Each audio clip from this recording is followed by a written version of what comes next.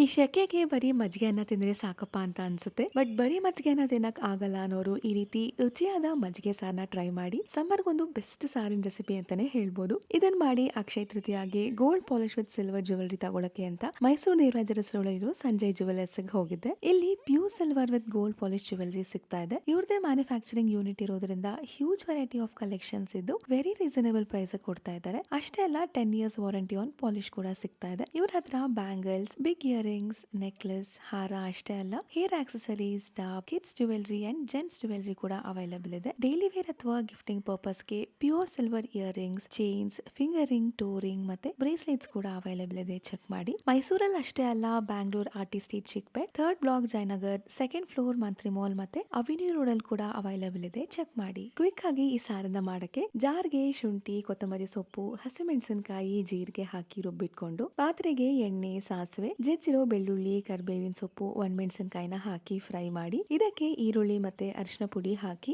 ಈರುಳ್ಳಿ ಬಾಡಿದ್ಮೇಲೆ ರುಬ್ಬಿರೋ ಖಾರ, ರುಚಿಗೆ ತಕ್ಕಷ್ಟು ಉಪ್ಪನ್ನ ಹಾಕಿ 1-2 ನಿಮಿಷ ಇದನ್ನ ಕುದಿಸಿ ಇದೆಲ್ಲ ಪೂರ್ತಿ ತಣ್ಣಗಾದ್ಮೇಲೆ ಅವಾಗ್ಲೇ ಕಡ್ದಿರೋ ಮಜ್ಜಿಗೆನ ಹಾಕಿ ಮಿಕ್ಸ್ ಮಾಡಿದ್ರೆ ಮಜ್ಜಿಗೆ ಸಾರು ತಯಾರಾಗತ್ತೆ.